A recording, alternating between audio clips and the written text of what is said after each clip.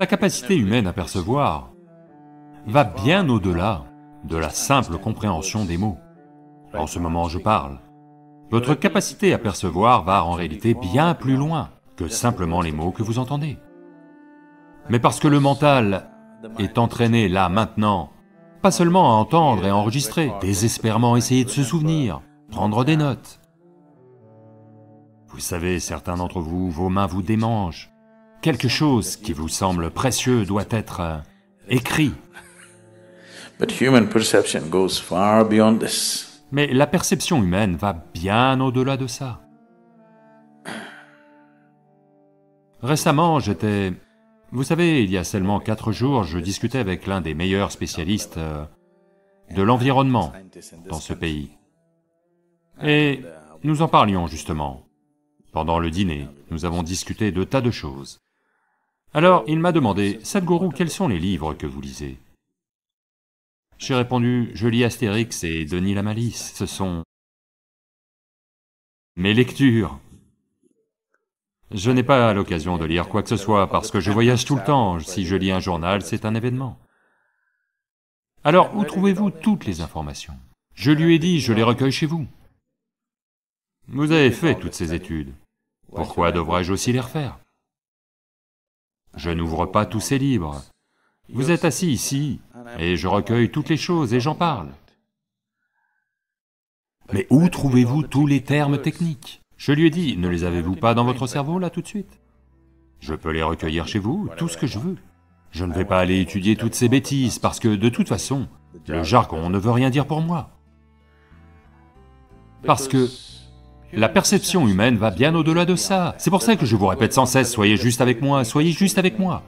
Si vous pouvez simplement être avec moi, votre capacité à percevoir ceci va bien plus loin que d'écrire chaque mot de ce qui est dit. Si vous avez tous ces mots, vous ne saurez toujours rien. En fait, dois-je vous révéler le secret? Achetez-vous un dictionnaire Oxford. Tout ce que je dis est déjà. Non, vous devez juste le réordonner. Vous n'irez nulle part de cette façon. Améliorer la perception est très important, car il n'y a que ce que vous percevez que vous savez. Le reste n'est qu'histoire et imagination, n'est-ce pas? Ce que vous percevez et que vous savez d'expérience, c'est tout ce que vous savez. Le reste ne sont que des histoires vides. Peu importe que l'histoire soit merveilleuse, ça reste une histoire vide qui ne changera rien à votre vie. Pour que ça change quelque chose dans votre vie, il doit y avoir une dimension expérientielle. Cela n'arrivera que si vous percevez. Vous avez entendu parler de Vivekananda? Il est le premier yogi à être arrivé dans ce pays, en 1893. Et il a fait un peu de bruit à cette époque. Donc il est également allé en Europe à son retour des États-Unis, et il s'est trouvé invité chez un philosophe allemand. Et après le dîner, il se retrouve dans le bureau, et discute de choses et d'autres, et il y avait un gros livre sur sa table, qui faisait plus de 700 pages. Alors Vivekananda dit, parce que l'homme disait beaucoup de bien du livre, il dit, « Pouvez-vous me donner ce livre pendant 1 heure? Laissez-moi voir ce qu'il y a dedans. » L'homme se mit à rire. Il dit, « En 1 heure, vous allez lire ce livre? Ça fait des semaines que je le lis, et je n'arrive nulle part, tellement il est complexe. Et en plus, il est en allemand. Vous ne parlez même pas la langue. Qu'allez-vous en faire en 1 heure? » Vivekananda dit, « Donnez-le-moi pour 1 heure, laissez-moi voir. » Alors on lui donne le livre. Il le prend et le place entre ses 2 mains et reste simplement assis là, les yeux fermés. Au bout d'1 heure, il lui rend le livre et lui dit, « Ceci ne contient rien d'important. » Le philosophe se dit, « Ça c'est le comble de l'arrogance. Ne même pas ouvrir le livre et faire un commentaire sur le livre, un livre écrit dans une langue que vous ne connaissez pas. » Donc il est un peu rebuté par cela et dit, « Qu'est-ce que c'est que ces bêtises ?» Vivekananda dit, « Demandez-moi n'importe quoi sur ce livre, je vous répondrai. » Ok, qu'est-ce qui est écrit, page 633? Verbatim, Vivekananda répète. Vous demandez n'importe quelle page. Juste le numéro de la page, il vous dira ce qui est écrit, mot pour mot, sur chaque page. Alors il demande, comment est-ce possible? Vous n'avez même pas ouvert le livre, comment est-ce possible? Il dit, c'est pour ça qu'il m'appelle Vivekananda. Viveka veut dire perception. Son prénom était Narendra, son gourou l'a appelé Vivekananda du fait de sa capacité à percevoir. Il dit, c'est pour ça qu'on m'appelle Vivekananda. Donc la perception de la vie n'est pas... Vous ne pouvez pas tout traiter avec votre mental logique. Ça ne marche pas comme ça, parce que la logique va filtrer une si grande partie de votre vie, sans laquelle vous ne pouvez pas vivre.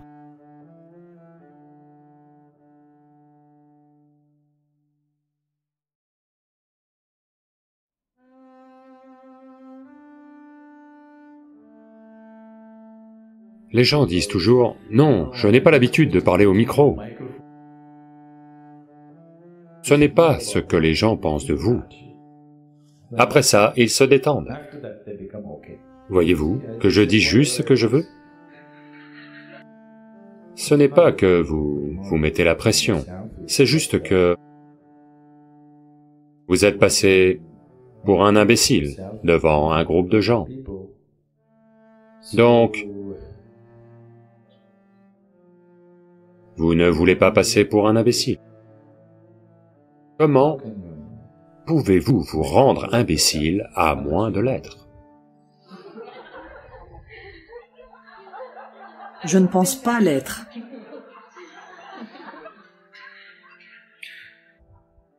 Vous ne pouvez pas vous rendre imbécile et vous ne pouvez pas non plus vous rendre intelligent, n'est-ce pas? Vous êtes comme vous êtes. Maintenant, en essayant d'être plus intelligent que vous ne l'êtes, c'est là que vous vous rendez ridicule. Vous n'êtes généralement pas si dur avec vous-même s'il n'y avait pas de public qui vous regarde. N'est-ce pas? C'est juste ça. Si personne ne vous regarde et que vous vous ridiculisez, vous n'êtes pas dur avec vous-même, vous êtes très indulgent, n'est-ce pas?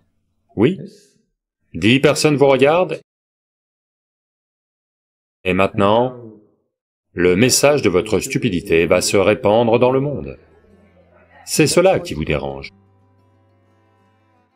Non, c'est votre stupidité qui devrait vous déranger. Pas la diffusion de votre stupidité, c'est votre stupidité qui devrait vous déranger, c'est là que vous allez devenir spirituel. Ce n'est pas ce que les gens pensent de vous. Vous êtes bête dans tant d'aspects de la vie, c'est cela qui vous dérange, pas le fait que 10 personnes vous regardent. Quand cela a lieu, vous allez naturellement devenir spirituel. En ce moment, votre seul souci, c'est que c'est arrivé devant 10 personnes. Je pense que c'est bien, une révélation est en cours. Maintenant, pourquoi parlez-vous en public? Pourquoi parlez-vous en public? Ne parlez pas en public, parlez simplement. Les gens disent toujours, « Non, je n'ai pas l'habitude de parler au micro. » Je leur dis, « Ne parlez pas au micro, parlez simplement. Le micro sait quoi faire. » Pourquoi devriez-vous parler au micro? Vous parlez simplement. Le micro fera ce qu'il a à faire, n'est-ce pas? Et pourquoi parlez-vous en public? S'il y a un public assis là, naturellement vous serez... Vous savez, il y a peut-être quelqu'un qui va essayer de vous descendre parmi eux. J'étais récemment, il y a environ 8-10 jours, j'étais avec un groupe de gens à New Delhi. Cette personne, maintenant il n'est plus vraiment dans l'action, mais... il fut à une époque le bras droit du président, et il était ministre et il a joué beaucoup de rôles, il a fait le tour du monde, parlé à toutes sortes de groupes dans le monde. On parlait juste de quelque chose et... Il a dit que, même pour... Ce que je sais, c'est qu'il a été avec de grands leaders du pays comme Indira Gandhi. Il a été proche d'elle pendant tout son temps au pouvoir et... Il a dit, les plus grands leaders, quand ils se tiennent pour la première fois devant une foule, il y a un peu de nervosité. Après ça, ils se détendent. J'ai dit, cette nervosité vous arrive parce que vous prétendez que ils font partie de vous, mais ce n'est pas vrai. C'est pour ça que ça vous arrive. Si vous voyez vraiment que tout cela fait partie de vous, que vous ne parlez qu'à vous-même, où est la nervosité? Vous pouvez dire ce que vous voulez. Voyez-vous que je dis juste ce que je veux? Donc, ne parlez pas en public. Si vous considérez vraiment tout comme étant vous-même, vous exprimez simplement ce qui est vrai pour vous, et c'est tout. Pourquoi sauriez-vous tout retourner et ensuite pourquoi devez-vous vous taper dessus? Laissez-leur le plaisir de vous taper dessus. Si vous dites des absurdités, ils auront le plaisir de vous taper dessus. Pourquoi serait-ce à vous de le faire? C'est leur travail. Laissez le travail des autres aux autres, n'essayez pas de tout faire, n'est-ce pas? Si vous dites des absurdités, ce sont eux qui vont vous jeter des pierres. Laissez-le se passer comme ça. Ne vous jetez pas des pierres à vous-même, ce n'est pas nécessaire.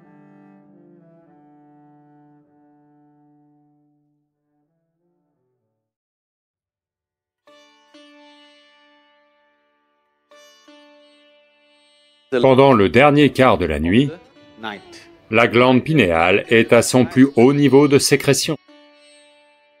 Ça veut dire que vous pouvez vous stabiliser. Beaucoup de recherches là-dessus. Donc on appelle ça Brahma Muhurtam, ou l'heure du Créateur. Vous pouvez vous rendre tel que vous voulez être. Dans le système humain, du fait de la nature, de la relation entre la planète et le Soleil et la Lune, certaines choses ont lieu dans le système humain. Ce qu'on considère comme le dernier quart de la nuit, quand on dit la nuit, c'est du coucher du soleil au lever du soleil, le dernier quart de la nuit, à ce moment-là, il y a des changements physiologiques qui ont lieu dans le système. Ils ont même découvert que même les déchets matériels dans votre corps, comme votre urine par exemple, à ce moment-là, ont des qualités qu'ils n'ont à aucun moment de la journée.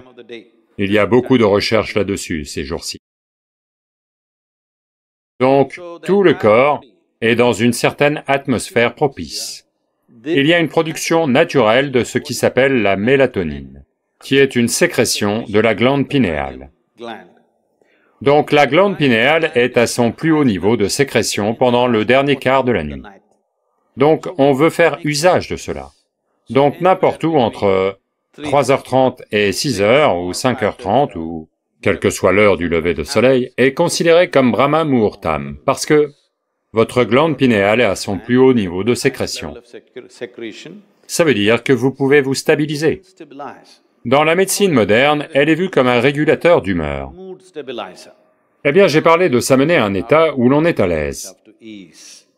Se mettre à l'aise, ça veut dire que vous n'êtes pas une fluctuation, vous êtes à l'aise. Ceci a lieu naturellement à une certaine heure, à ce moment-là, les gens veulent s'asseoir et faire leur processus spirituel, pour en retirer un maximum de bienfaits. Donc c'est appelé Brahma Muhurtam, ou l'heure du Créateur, ou vous pouvez voir ça comme ça. C'est une heure à laquelle vous pouvez vous créer. Vous pouvez vous rendre tel que vous voulez être. Donc vous devenez le Brahman le matin, pour vous rendre tel que vous voulez être.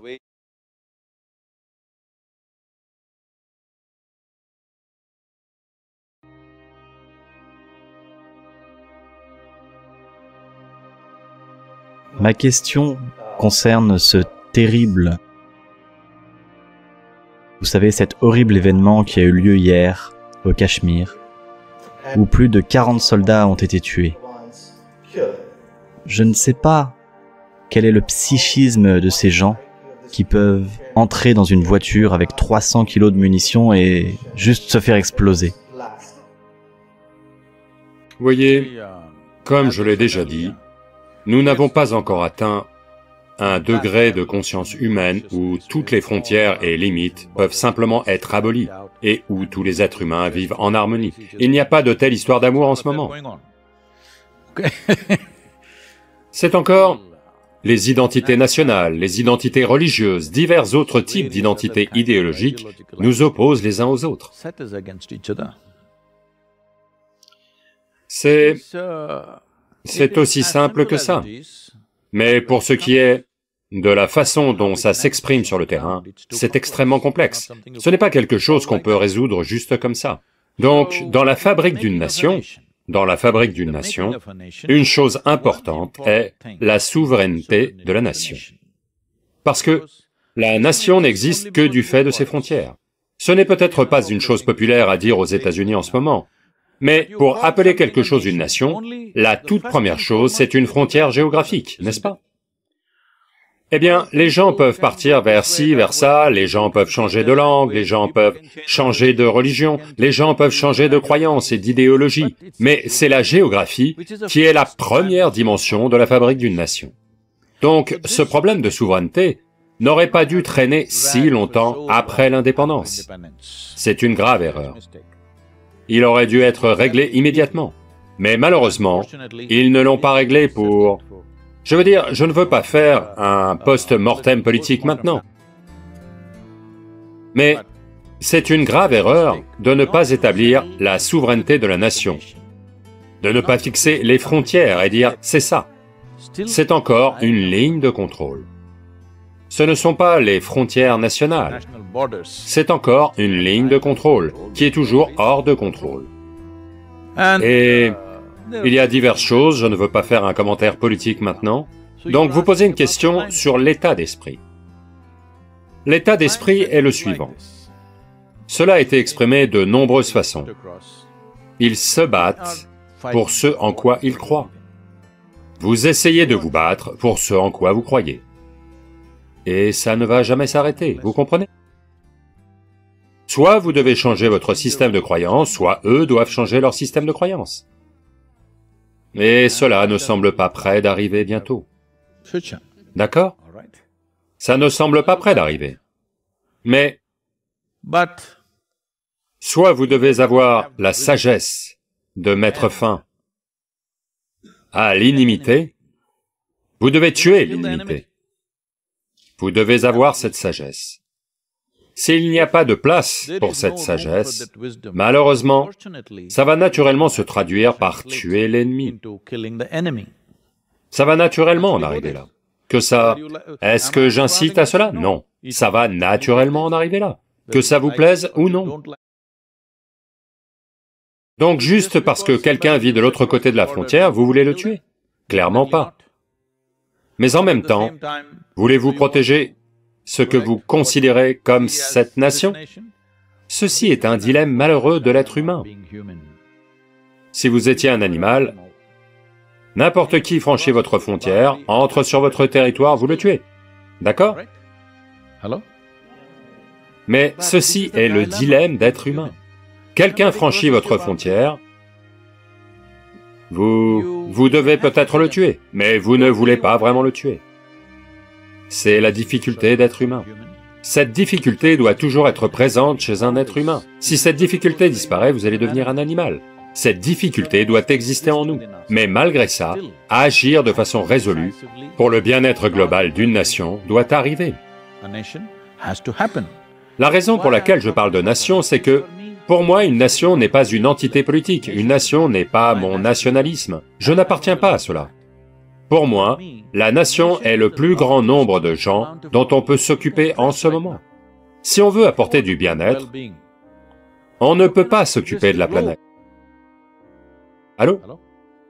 On ne peut pas s'occuper de toute la planète juste comme ça. On n'a pas les moyens de s'occuper de la planète. La meilleure chose dont on peut s'occuper en ce moment, la plus grande entité humaine dont on peut s'occuper en ce moment, c'est la nation. Si on descend Il peut y avoir des États, il peut y avoir des religions, il peut y avoir des castes et des croyances et des tas de choses. N'allons pas vers là. On s'occupe de la nation parce que c'est le plus grand segment de l'humanité dont on peut s'occuper en ce moment. C'est dans ce contexte que la souveraineté de la nation acquiert une importance capitale. Eh bien, ce qui doit être fait, mais ça doit nous faire mal au cœur. Même quand on cause du dommage à quelqu'un qui est une menace pour nous, ça doit nous faire mal au cœur, autrement on va perdre notre humanité.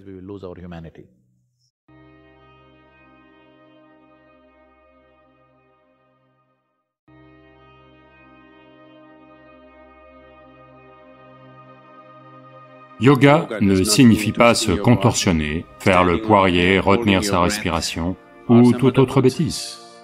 Les religions du monde proclament depuis longtemps que Dieu est partout. Quand Einstein a dit E égale mc2, ce n'est pas son expérience de vie, c'est sa déduction mathématique. Cette question n'est pas liée au yoga. Sadhguru, je me pose plusieurs questions, et l'une d'elles c'est quelle est la raison de la création de cet univers? Pourquoi me le demandez-vous à moi? Je ne l'ai pas créé.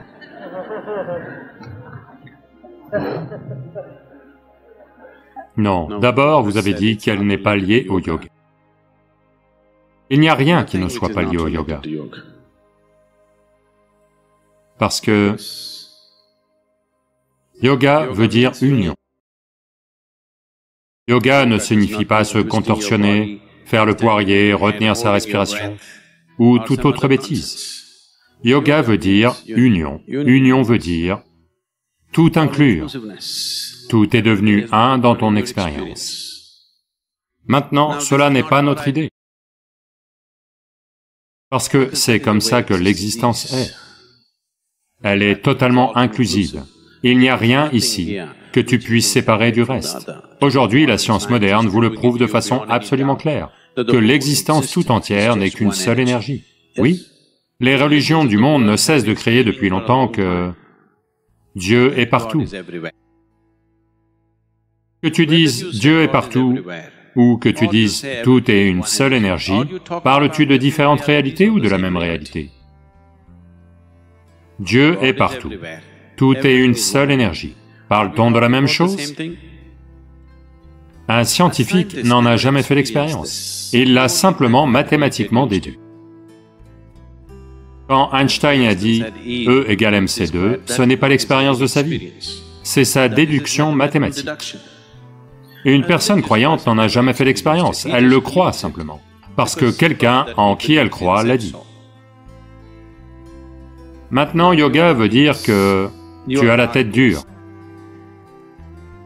Tu n'es pas prêt à te contenter de déduction ou de système de croyance, tu veux le savoir.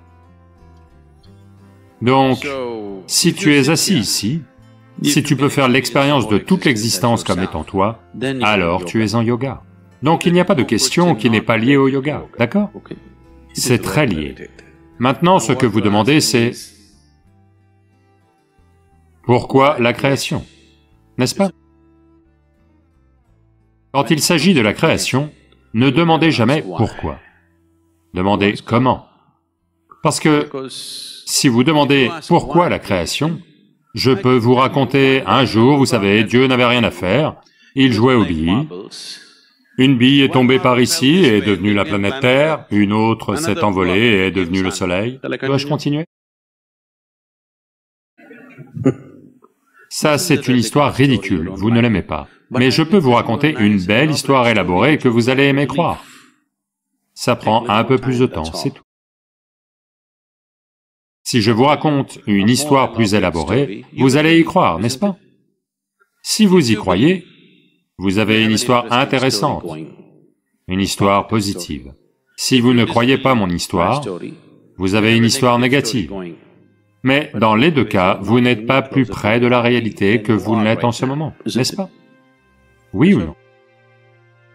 Si vous croyez mon histoire, est-ce que ça vous rapproche d'elle? Si vous ne croyez pas mon histoire, est-ce que ça vous rapproche d'elle?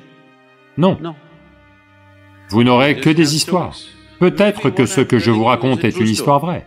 Même si c'est une histoire vraie, ça ne vous donne quand même pas accès à la réalité, n'est-ce pas? Peut-être que je vous raconte une histoire vraie. Mais même si c'est une histoire vraie, dans votre expérience, ce n'est qu'une histoire, n'est-ce pas? Les histoires vont vous divertir, les histoires vont vous réconforter, les histoires ne vont pas vous libérer, vous devez savoir cela. Donc vous devez décider avant tout, cherchez-vous du réconfort ou cherchez-vous une solution? Si vous cherchez du réconfort, vous êtes venu au mauvais endroit, parce que je ne suis pas un réconfort pour qui que ce soit, je suis là pour vous secouer profondément. Si vous n'aviez pas posé de questions, je vais soulever ces questions pour vous. Ceci n'est pas un endroit pour dire « tout ira bien, ne vous en faites pas, tout ira bien ». On vous l'a dit depuis longtemps. Ça vous aidera à bien dormir ce soir. Ça ne m'intéresse pas de savoir si vous dormez bien ou pas. Ce qui m'intéresse, c'est que vous vous réveillez demain matin. Qu'est-ce qui vous intéresse? Donc les gens se sont concentrés sur comment vous endormir. Donc ils vous ont raconté des histoires. Je ne vais pas vous raconter d'histoire, parce que si vous demandez pourquoi, je ne peux que vous raconter une histoire, n'est-ce pas? Maintenant, cette question est apparue. Si vous vous sentiez extatique à cet instant, demanderiez-vous pourquoi la création? Vous seriez content d'avoir été créé, n'est-ce pas? En ce moment, l'expérience de la vie est devenue pesante quelque part. C'est là que vous demandez, pourquoi toute cette création? Donc d'abord, changeons l'expérience de la vie. Ensuite, les bonnes questions viendront. En ce moment, la question elle-même provient d'une fausse perspective. Parce que vous ne posez pas cette question avec la bonne profondeur. Très facilement, vous exprimez cette question. Vous demandez, quelle est la base de mon existence? Vous demandez, quelle est la nature de mon existence? Mais vous le demandez trop nonchalamment, parce que vous ne connaissez pas encore la douleur de l'ignorance. Vous appréciez encore votre ignorance. Vous croyez encore que l'ignorance, c'est la félicité. Vous n'êtes pas déchiré par la douleur de l'ignorance. Si une telle chose avait lieu, alors je vous répondrai autrement. Si vous ne pouviez pas poser la question, si des larmes vous venaient rien qu'en pensant à la question, alors j'y répondrais d'une toute autre façon, qui n'est pas verbale. Mais maintenant, vous exprimez la question de façon très claire. Vous ne connaissez pas encore la profondeur de la question que vous posez.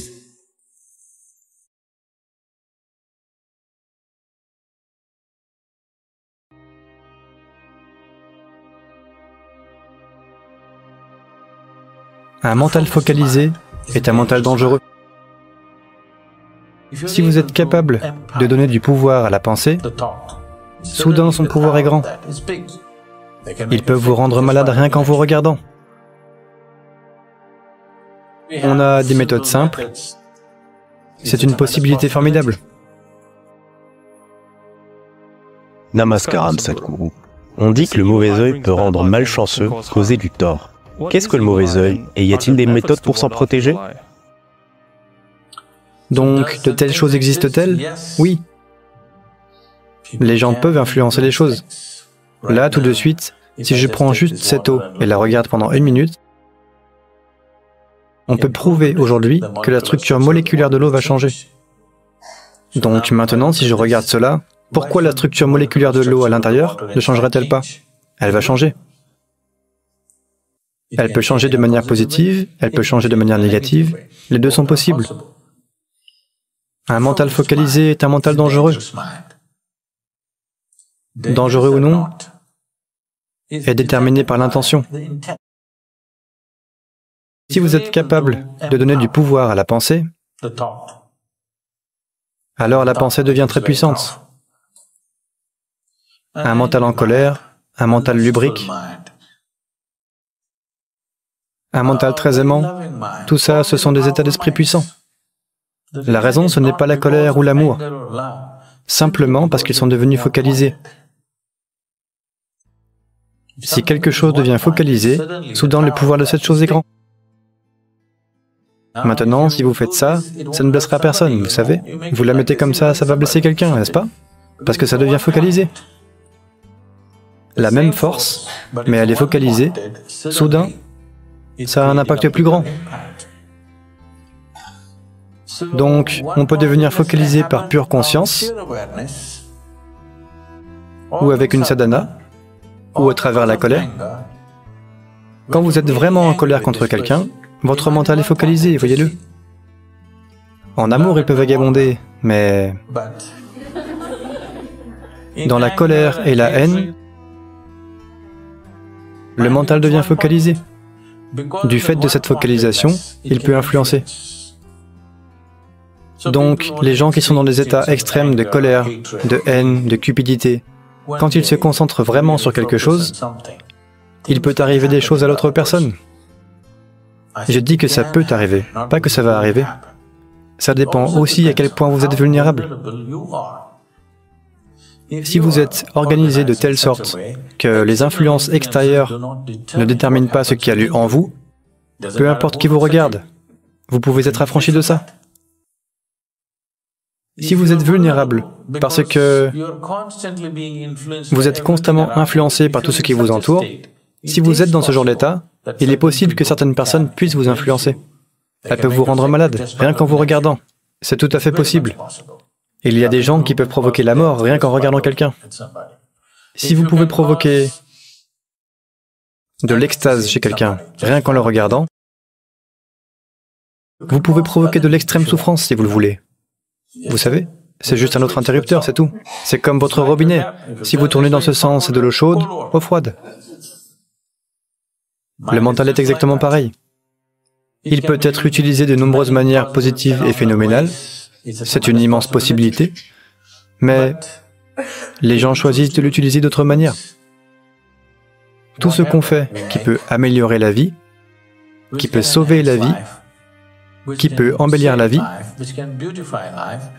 les mêmes choses peuvent être utilisées pour détruire la vie, pour horrifier la vie, n'est-ce pas? Tous les jours ça a lieu.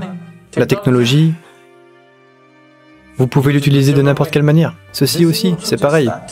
Ce corps et ce mental peuvent être utilisés de la même manière. C'est pour ça que les femmes indiennes portaient un gros...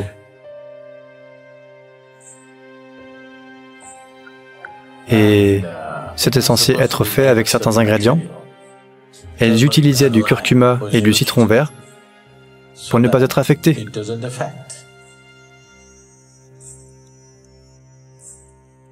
En particulier, si une femme était considérée comme étant très belle, alors elle en faisait un bien plus gros. Parce que, naturellement, les yeux des gens vont se poser sur quelqu'un qui a une certaine présence physique.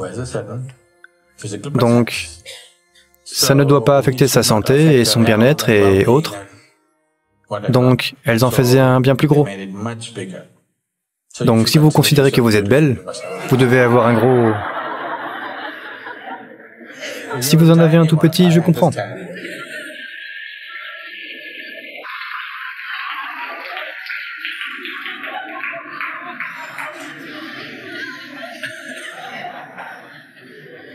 Donc, ne vous embarquez pas dans tout ça, parce que ensuite vous allez commencer à penser « Maintenant, j'ai mal au ventre parce qu'elle m'a regardé. J'ai mal à la tête parce qu'il m'a regardé. » Ne vous embarquez pas dans tout ça. Pour ça, nous avons des méthodes simples. On va vous laver au feu. Vous savez ce qu'est un lavage au feu? Ça s'appelle Kleshanashana.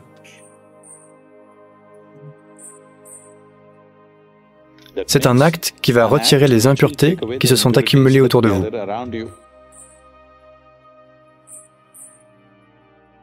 Parce que votre corps n'est pas seulement ici. Votre corps ne s'arrête pas ici, il s'étend. Avez-vous remarqué? Probablement que les femmes sont plus sensibles à cela que les hommes. Vous n'avez pas à être touché par quelqu'un. Si quelqu'un s'approche un peu trop, pas un truc psychologique, ça c'est autre chose. Il y a les aspects psychologiques et émotionnels. En dehors de ça, si quelqu'un s'approche trop près, ici même il y a un sentiment de, vous savez, vous voulez de la distance. Ils ne vous ont pas touché, juste comme ça. Rien que ça, ça cause un dérangement, n'est-ce pas? Parce que le corps ne s'arrête pas là. L'énergie est un peu au-delà. À quel point au-delà dépend de l'exubérance de vos énergies vitales. Si vos énergies vitales sont vraiment exubérantes, vous pouvez remplir cette salle avec. Autrement, c'est au moins un peu... Pour la plupart des êtres humains, ça peut être quelque part entre 7 et 23 cm à l'extérieur du corps. Donc, vous amassez de la matière sur votre corps, vous le lavez. De la même manière, vous amassez d'autres types de matériel sur votre système énergétique. Vous pouvez laver ça avec de l'eau. Certaines impuretés vont s'en aller comme ça. De même, il y a un lavage au feu qui s'appelle drishti. Est-ce que ça a forcément lieu à cause du regard de quelqu'un ou non? La question se pose. Mais l'impact de la vie autour de vous sur votre système énergétique existe à coup sûr. Si vous avez un processus spirituel en vous, c'est-à-dire que vous faites un kriya ou vous faites un processus méditatif, alors vous n'avez pas besoin de tout ça. Parce que vous savez comment vous l'avez de l'intérieur.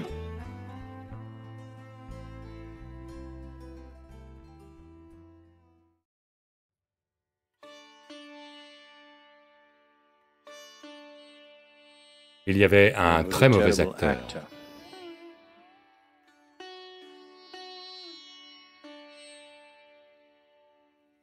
Un acteur vraiment nul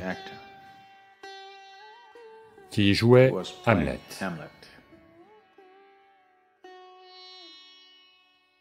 Plus la pièce avançait, plus ça empirait.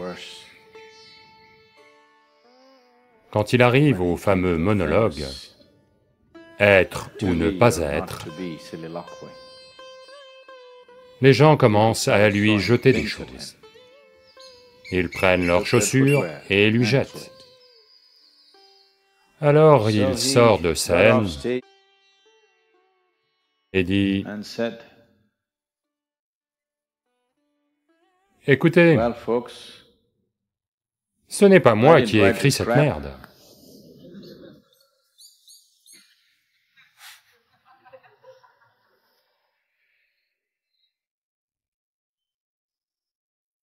Tous les gens malheureux dans le monde pensent que quelque chose ne va pas dans la création. Tous les gens malheureux dans le monde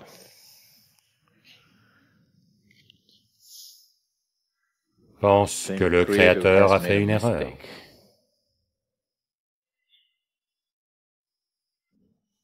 Pour expliquer cette erreur, ou pour s'expliquer eux-mêmes à travers cette erreur, ils ont toutes sortes de philosophies.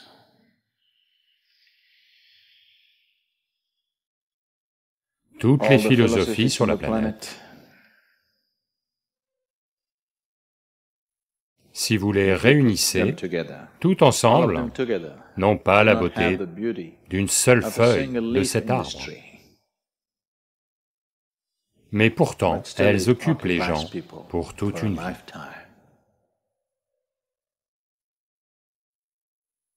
Parce que elles leur donnent le genre d'explication qu'ils aiment entendre. Les philosophes sont habituellement des hommes sans emploi. Pas beaucoup de femmes philosophes. Des hommes sans emploi, qui au moins ont quelque chose qui explique pourquoi ils sont sans emploi.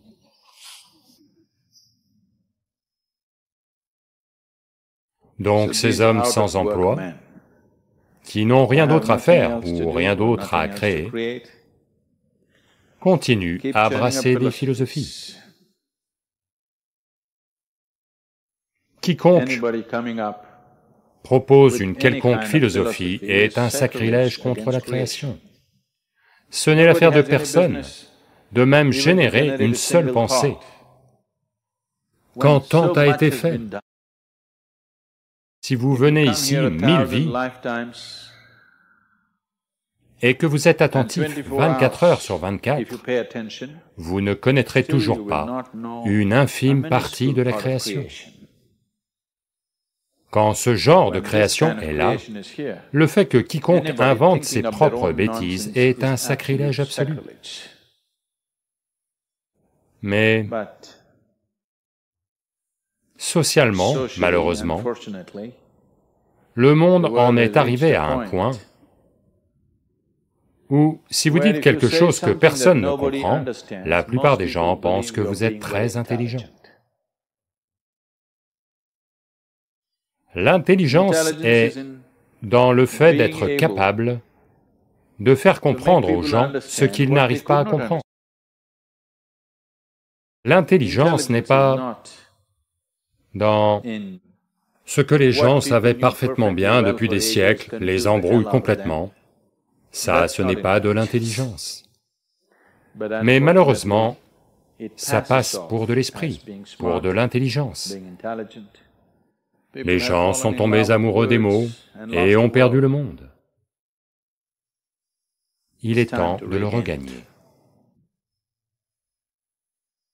Si vous vous tenez au sommet du tas d'ordures de votre mental,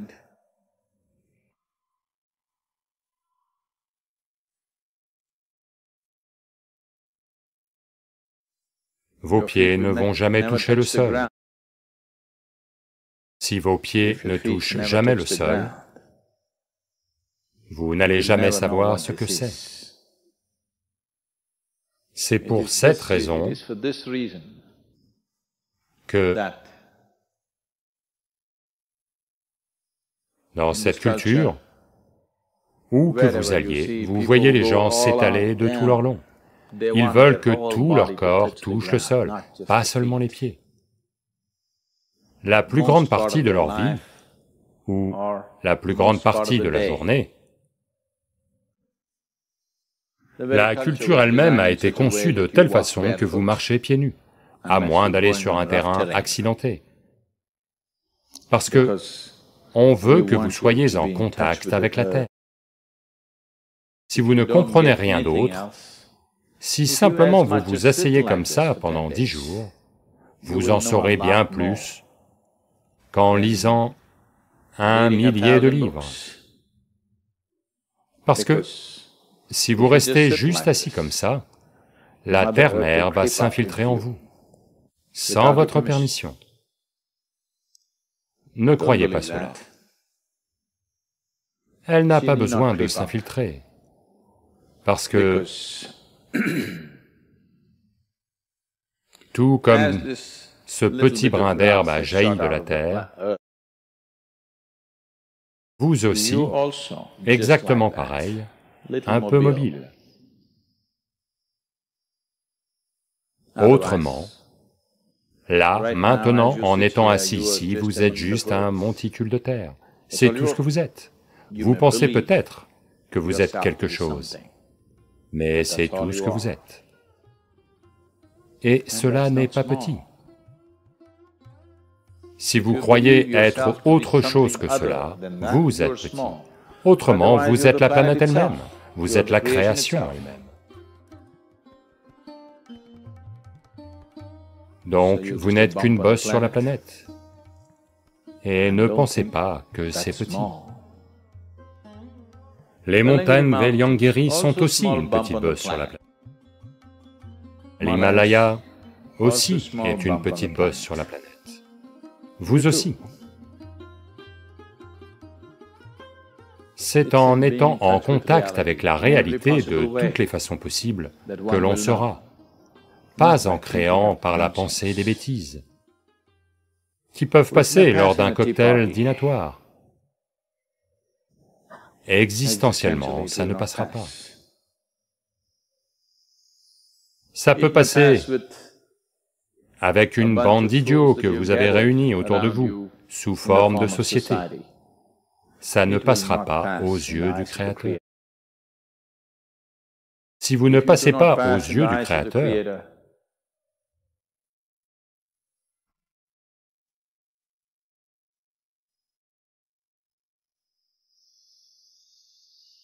toutes les autres distinctions que vous pouvez atteindre ne sont que des choses vides. elles ne resteront pas à vos côtés. Quand vient le moment de quitter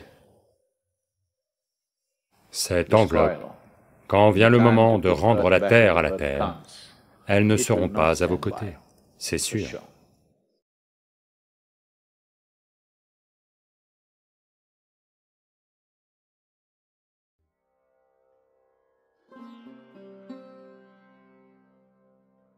Qu'est-ce que ça veut dire quand on dit c'est la dernière vie?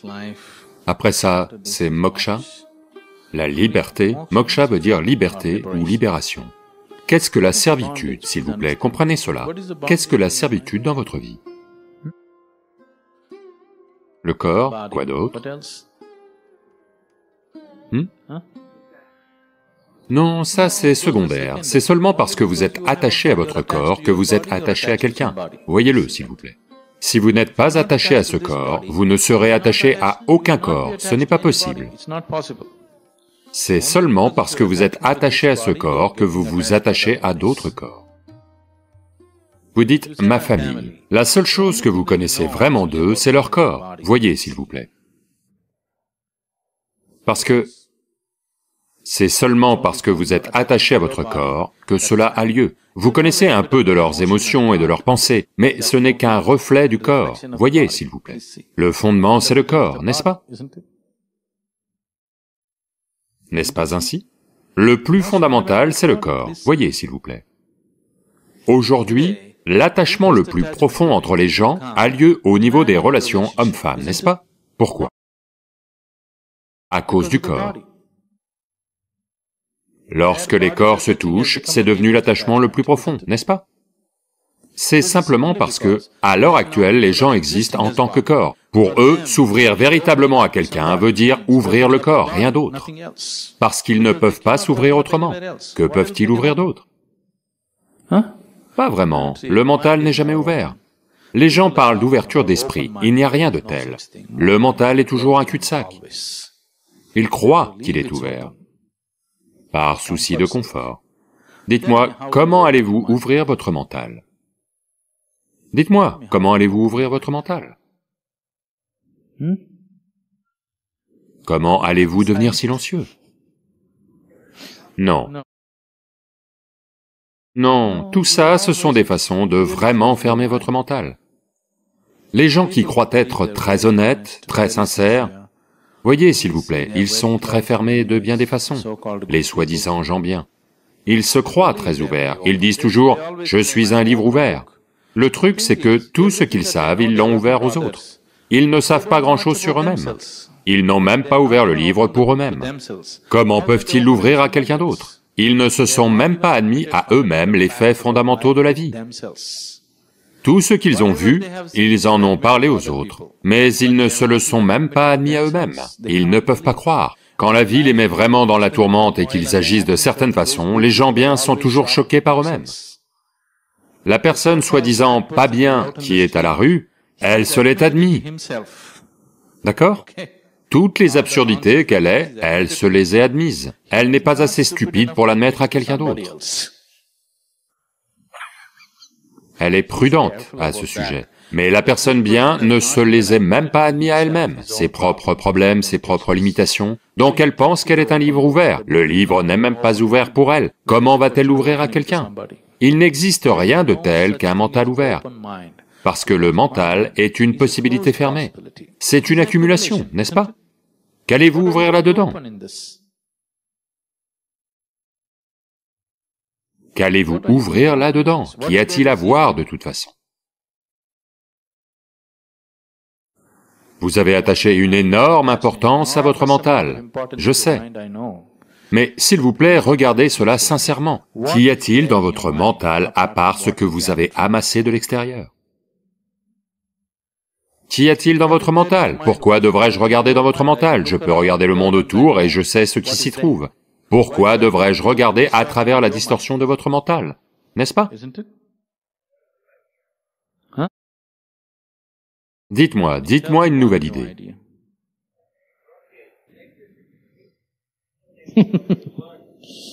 Non, vous vous trompez lourdement. L'électricité. L'électricité a toujours été là dans votre corps, à chaque instant. Votre corps ne bouge pas un seul membre sans électricité. Un battement de cœur n'a pas lieu sans électricité. Si vous aviez juste regardé à l'intérieur, vous auriez connu l'électricité très facilement, ok? Vous parlez d'Internet. Internet a toujours été là.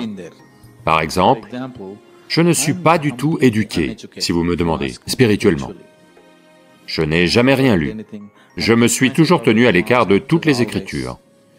Mais je ne me suis jamais retrouvé dans une situation où je dois réfléchir à ce que je dois faire. Je sais toujours quoi faire parce que il y a tout un Internet.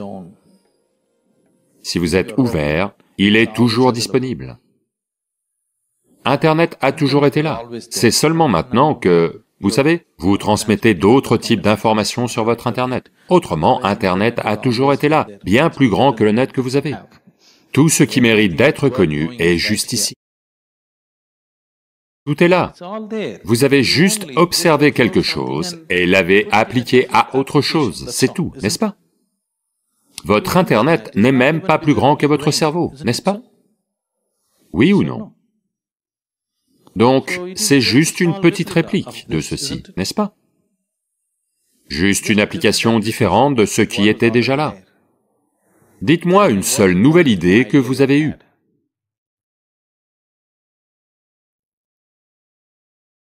Tout ce que la création a, vous limitez juste de façon réduite, c'est tout, n'est-ce pas? Oui ou non? Ce qu'il y a dans la création, vous ne faites que limiter de façon très réduite, c'est ok, c'est bien que vous le fassiez, mais ne pensez pas que vous avez inventé, créé quelque chose de nouveau, non. Vous trouvez seulement des applications différentes pour ce qui était déjà là.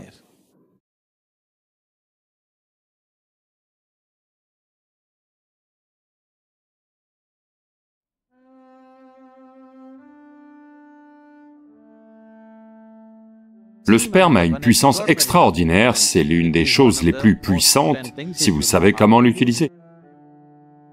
Est-ce que ça peut être transformé pour fonctionner à un autre niveau? Absolument. Ceci peut être scientifiquement établi. Quelle est l'importance du sperme d'un homme pour son bien-être physique, mental et spirituel? Gaspiller notre sperme peut-il nous nuire spirituellement? Eh bien, vous savez que le sperme est la base de votre existence physique, que vous soyez un homme ou une femme. Vous existez parce que c'est 50% des ingrédients. Oui? Eh bien, on a de la peau, on a des cellules épithéliales, on a des cheveux, on a beaucoup d'autres aspects du corps, vous savez, le cœur, le foie, les reins, des tas de choses. Toutes ces cellules ont une certaine puissance à leur manière. Mais le sperme a une puissance extraordinaire, il peut créer une toute nouvelle vie. D'accord, de nos jours, vous pouvez prendre une cellule épithéliale et faire des tas de choses dans un laboratoire, et peut-être qu'on peut vous cloner, d'accord? Donc le potentiel est là aussi, mais il n'est pas dans la même dynamique que dans la cellule que vous appelez le sperme. Donc dans la culture yogique, on appelle ça Virya. Virya désigne aussi ce qui s'appelle Vajra, qui veut dire stabilité ou diamant, qui est la chose la plus dure. Donc dans le corps humain, le Virya est considéré comme un Vajra, c'est-à-dire que c'est l'une des choses les plus puissantes si vous savez comment l'utiliser. Eh bien, une façon de l'utiliser, c'est de l'utiliser pour produire un enfant, ça c'est une chose. Eh bien, cette question se pose parce que vous l'utilisez pour le répandre sur les draps de l'université. D'accord? Si c'est comme ça que vous l'utilisez, eh bien, c'est votre compulsion, vous faites ce que vous faites. Ce n'est pas une chose à juger moralement, ce n'est pas la question. La question, c'est à quel niveau de compulsion est-ce qu'on se trouve. Mais, quoi que ce soit dans ce corps, est-ce que ça peut être transformé pour fonctionner à un autre niveau? Absolument. Pas seulement le sperme, tout dans ce corps peut être transformé. Voyez, supposez que je vous donne tous des ingrédients pour faire une soupe, les mêmes ingrédients pour faire une soupe à chacun d'entre vous. Est-ce que vous croyez que vous allez tous produire la même soupe? Non. Vous allez produire 500 variétés de soupe. bien que ce soit les mêmes ingrédients. C'est tout ce qui nous est arrivé en ce moment. Nous sommes tous fondamentalement les mêmes ingrédients, mais voyez à quel point nous sommes tous différents. Différentes soupes. Eh bien, si je vous donne des ingrédients pour faire de la soupe, vous pouvez soit faire une super soupe, soit une mauvaise soupe. Ça dépend des compétences que vous avez, n'est-ce pas? Donc ceci vaut pour tout, pas que pour le sperme. Chaque dimension de votre corps et de votre mental, vous pouvez la transformer en quelque chose d'extraordinaire. Ou vous pouvez la rendre médiocre, ou vous pouvez en faire un gros problème.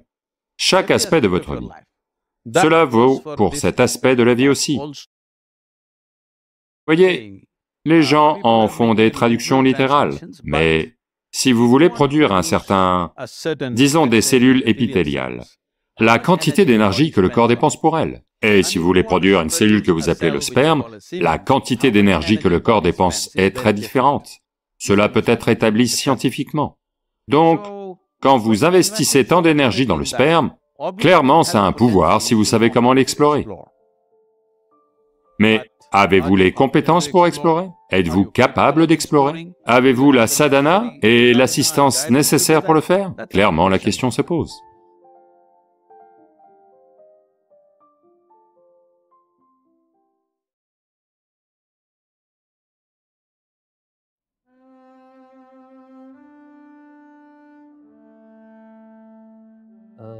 Très souvent, dans ma vie quotidienne, la peur m'empêche de faire des petites choses et de plus grandes choses. La peur de l'échec, la peur de... peut-être du rejet parfois. Comment surmonter cette peur? Vous ne pouvez pas surmonter quelque chose qui n'existe pas. En ce moment, avez-vous peur? En ce moment même, que je dise quelque chose de blessant. Est-ce une peur? À chaque instant de votre vie, vous avez peur? Non. Donc, quand vous n'êtes pas dans la peur, restez juste comme ça. Parce que, pour créer de la peur, vous devez utiliser un trop-plein d'imagination. Pour ne pas être dans la peur, vous n'avez rien à faire. La peur a lieu à cause d'une imagination excessive, des choses qui ne sont pas arrivées, vous les créez. Ce qui pourrait se produire dans votre mental se produit dans 1000 formats différents et très probablement ne se produira jamais. Les choses que vous avez craintes, prenez 100 choses que vous avez craintes. Probablement 99 d'entre elles ne se sont jamais produites, n'est-ce pas? Oui. Donc votre peur concerne toujours ce qui n'existe pas. Vous ne pouvez pas battre, ou vous ne pouvez pas surmonter ce qui n'existe pas. On peut surmonter quelque chose qui existe. Vous ne pouvez pas surmonter ce qui n'existe pas. Laissez juste tomber cet effort. Appréciez la peur. Après tout, c'est votre création. Vous aimez les films d'horreur? Oui? Je veux dire, vous dites non, mais vous les produisez. C'est juste qu'ils ne rapportent pas d'argent, c'est tout. Fear means you're producing horror movies in your mind. La peur signifie que vous produisez des films d'horreur dans votre mental. Personne d'autre ne veut les voir. C'est mauvais pour le producteur. Mais vous les produisez. Donc, produisez autre chose. Produisez une comédie, une histoire d'amour, un thriller. Essayez pour voir, aujourd'hui. Asseyez-vous juste, produisez une histoire d'amour, un thriller, une comédie. Des films de 5 minutes, vous les produisez dans votre mental, vraiment. Commencez à utiliser votre mental différemment. Vous êtes juste habitué. Vous êtes juste habitué à juste créer des films d'horreur en permanence. Vous avez regardé assez de films d'horreur, ils sont ennuyeux. Créez autre chose. Ce n'est pas que si vous produisez ces films, ces choses arriveront dans votre vie. Là aussi, elles n'arriveront peut-être pas, mais au moins vous apprécierez le film. En réalité, ça n'arrivera peut-être pas. Et alors? Au moins vous apprécierez ce qui se passe dans votre mental, si vous n'êtes pas capable d'apprécier ce qui se passe dans le monde, n'est-ce pas? Au moins ce privilège, chaque être humain le mérite, n'est-ce pas? Même si le monde n'est pas tendre avec lui, au moins son propre mental devrait être tendre avec lui, devrait produire quelques bons films.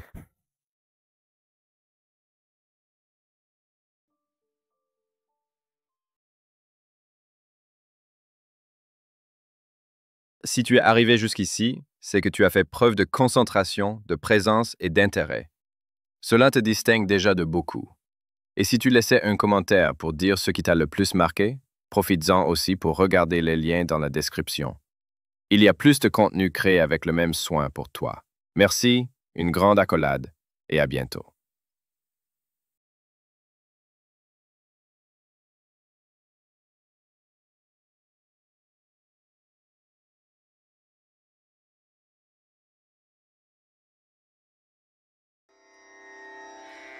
Ra